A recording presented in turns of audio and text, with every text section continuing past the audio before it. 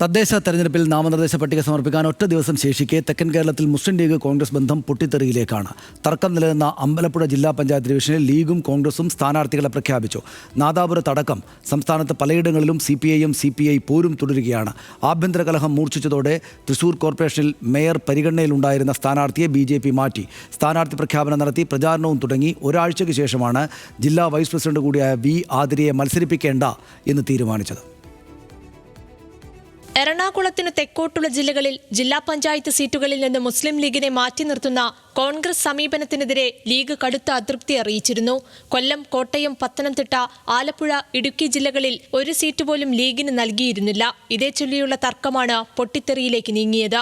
ആലപ്പുഴ ജില്ലയിലെ അമ്പലപ്പുഴ ജില്ലാ പഞ്ചായത്ത് സീറ്റ് വേണമെന്ന മുസ്ലിം ലീഗിന്റെ ആവശ്യം കോൺഗ്രസ് തള്ളിയതോടെ ഇവിടെ ലീഗ് സ്വന്തം നിലയിൽ സ്ഥാനാർത്ഥിയെ പ്രഖ്യാപിച്ചു. അത് സംസ്ഥാന കമ്മിറ്റി നമ്മൾ ധരിപ്പിച്ചിട്ടുണ്ട്. സംസ്ഥാന നേതൃത്വം അതിനകത്ത് ഇടപെട്ട് ഉചിതമായ തീരുമാനം എടുക്കുമെന്നാണ് പ്രത്യാശിക്കുന്നത്. ഈ സീറ്റ് നമുക്ക് ലഭിക്കുമെന്നുള്ള പ്രത്യാശയോടുകൂടിയാണ് നോമിനേഷൻ കൊടുക്കുന്നത്, അല്ലാതെ ഒറ്റക്ക് മത്സരിക്കാനുള്ള ചിന്തയിലല്ല.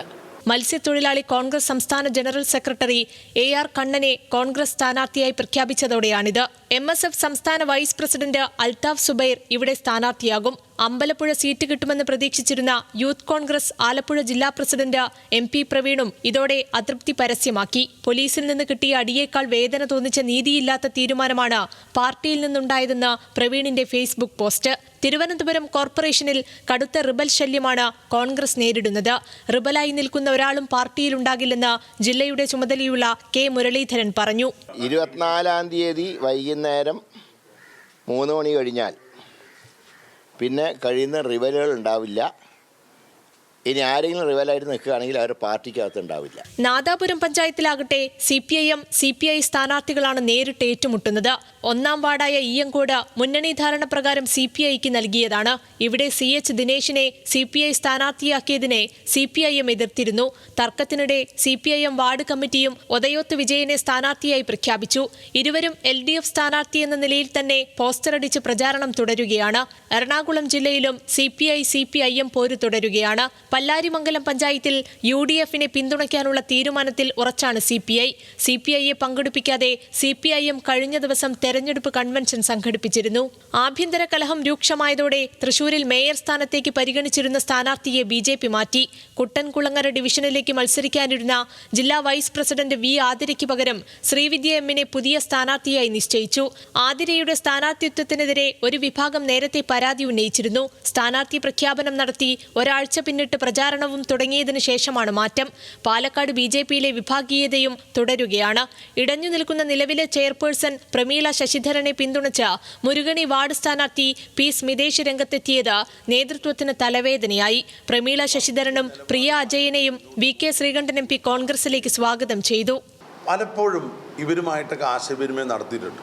അവരെ BJP വിട്ടുവരാൻ തയ്യാറാണെങ്കിൽ, വർഗീയ നിലപാടുകൾ മാറ്റാൻ തയ്യാറാണെങ്കിൽ, BJPയുടെ ആശയങ്ങളിൽ അഭിപ്രായ വ്യത്യാസം ഉണ്ടെങ്കിൽ 2 കൈ നീട്ടി സ്വീകരിക്കും എന്ന് ഞങ്ങൾ പരസ്യമായി പറഞ്ഞിട്ടുണ്ട്. UDF സ്ഥാനാർത്ഥിക്ക് വേണ്ടി രാഹുൽ മാങ്കൂട്ടത്തിൽ പ്രചാരണം നടത്തുന്നതിൽ തെറ്റില്ലെന്നും ശ്രീകണ്ഠൻ. പാലക്കാട് നഗരസഭ പോലുള്ള വർഗീയ ശക്തികൾ ഭരിക്കുന്ന BJPക്കെതിരെ പ്രചരണം നടത്താനുള്ള ഉത്തരവാദിത്തം UDFന്റെ ഒരു MLAക്ക് ഉണ്ടല്ലോ, അദ്ദേഹം അത് നിർവഹിക്കുകയായിരിക്കും. നാദാപുരം തൂണേരി പഞ്ചായത്തിൽ ലീഗിനുള്ളിലാണ് പാളയത്തിൽ പട. 5-ാം വാർഡ് പേരോടിൽ സ്ഥാനാർത്ഥി പ്രഖ്യാപനത്തിനെതിരെ യൂത്ത് ലീഗും MSFും പരസ്യമായി തെരുവിലിറങ്ങി. വിഭാഗീയത രൂക്ഷമായതിനെ തുടർന്ന് വോട്ടെടുപ്പിലൂടെ KM സമീറിനെ സ്ഥാനാർത്ഥിയായി പ്രഖ്യാപിച്ചു.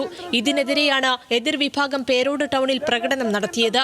കണ്ണൂരിൽ വേങ്ങാട് പഞ്ചായത്ത് 15-ാം വാർഡിൽ പിണറായി വിജയനെതിരെ ധർമ്മടത്ത് മത്സരിച്ച മുൻ KPCC നിർവാഹക സമിതി അംഗം മമ്പറം ദിവാകരൻ സ്ഥാനാർത്ഥിയാകും. കടുത്ത പ്രതിഷേധത്തിനൊടുവിൽ യൂത്ത് കോൺഗ്രസ് ജില്ലാ പ്രസിഡന്റ് വിജിൽ മോഹനന് ശ്രീകണ്ഠപുരം നഗരസഭയിൽ സീറ്റ് നൽകാനും കോൺഗ്രസ് തീരുമാനിച്ചു. കണ്ണൂർ കോർപ്പറേഷനിൽ കോൺഗ്രസ് വിമതനായി മത്സരിച്ച് ജയിച്ച് ഇടതിനെ അധികാരത്തിലെത്തിച്ച് PK രാഗേഷ് വീണ്ടും മത്സരിക്കും. ഐക്യ ജനാധിപത്യ സംരക്ഷണ സമിതി 12 ഡിവിഷനുകളിൽ മത്സരിക്കുമെന്ന് രാഗേഷ് അറിയിച്ചു. വരാൻ പോകുന്ന 5 വർഷക്കാലം കണ്ണൂരിനെ മാറ്റിയെടുക്കുക എന്നതാണ് നമ്മളെ സംബന്ധിച്ചിടത്തോളം പ്രധാനപ്പെട്ട വസ്തു.